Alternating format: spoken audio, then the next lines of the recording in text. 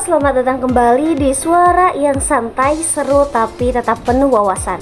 Semoga kalian semua dalam keadaan baik dan siap buat ngobrol santai bareng aku hari ini. Nah, di sesi kali ini kita itu bakal bahas sesuatu yang penting dalam kehidupan sehari-hari, khususnya buat mahasiswa, pelajar, bahkan dunia kerja. Yap, kita bakal ngobrol tentang public speaking. Coba deh kita pikirin sebentar. Kenapa ya ada orang yang kalau ngomong di depan umum tuh enak banget didengar, santai, jelas, dan bisa bikin orang fokus. Tapi ada juga yang sebenarnya pintar, tapi pas ngobrol malah gugup, terburu-buru, atau bahkan nggak nyampe pesannya. Nah, ternyata public speaking itu bukan cuma soal berani ngomong, tapi juga soal bagaimana kita menyampaikan pesan kita kepada orang lain. Secara sederhana, public speaking adalah kumpulan berbicara di depan umum untuk menyampaikan informasi, menghibur, mempengaruhi, atau memberikan inspirasi kepada audiens. Artinya, tujuan kita berbicara bukan sekedar didengar, tapi juga dipahami. Nah, pemirsa, dalam public speaking ada berbagai hal penting yang harus diperhatikan. Yang pertama adalah persiapan mental. Karena jujur aja, banyak orang yang sebenarnya tahu materi yang akan disampaikan, tapi mentalnya belum siap. Akhirnya jadi gugup dan kehilangan fokus. Makanya, ada beberapa cara yang bisa membantu kita untuk mempersiapkan mental. Misalnya, mempersiapkan materi dengan matang. Kedua, yaitu adalah latihan yang berulang-ulang. Ketiga, teknik relaksasi. Selanjutnya yaitu adalah fokus pada audiens. Yang terakhir adalah membangun rasa kepercayaan diri atau self-efficacy. Nah, ini tuh menarik pemirsa. Kadang orang berpikir bahwasanya public speaking itu adalah sebuah bakat. Padahal kalau kita lihat-lihat lebih dalam, kemampuan itu justru lebih banyak dibentuk dan latihan dan kebiasaan. Semakin sering kita mencoba, semakin sering kita juga terbiasa. Selanjutnya pemirsa, kita masuk ke performa bahasa. Dalam public speaking, bahasa itu penting banget nih pemirsa. Karena lewat bahasa, audiens memahami apa yang kita maksud. Ada dua jenis bahasa yang bisa digunakan, yaitu bahasa verbal dan bahasa non-verbal. Bahasa verbal ini tuh berkaitan dengan kata-kata yang kita gunakan pemirsa.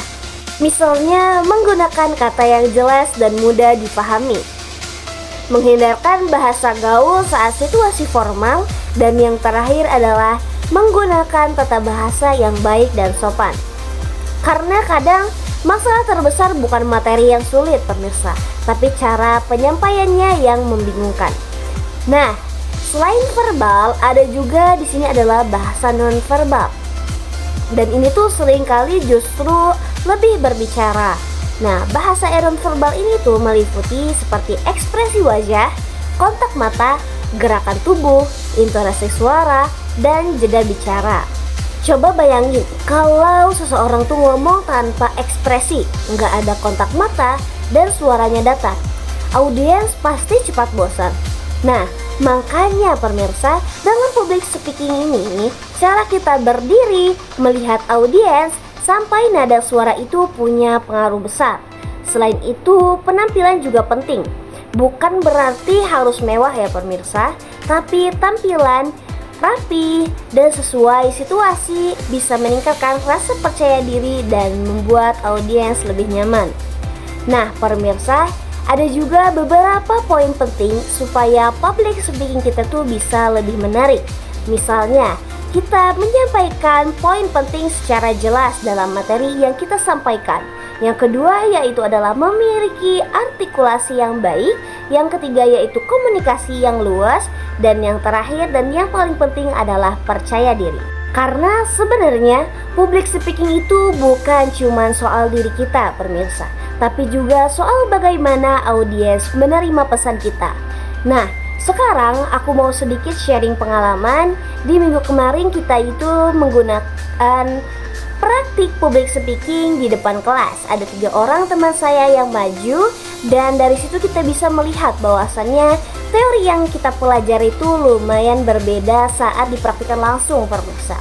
Karena ada juga yang cukup percaya diri dan komunikatif, tapi ada juga yang malah terlihat gugup dan kurang fokus. Nah, dari situ kita tuh bakal belajar bahwasanya public speaking itu bukan cuma soal apa yang paling pintar berbicara, tapi siapa yang paling siap dan paling mau belajar. Karena rasa gugup itu wajar, yang penting adalah bagaimana kita tetap konsisten dan tetap percaya diri.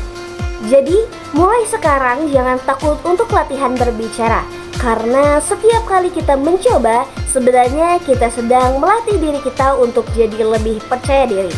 Sebagai penutup, kita bisa simpulkan bahwa public speaking adalah kemampuan berbicara di depan umum untuk menyampaikan informasi, mempengaruhi, menghibur, dan menginspirasi audiens.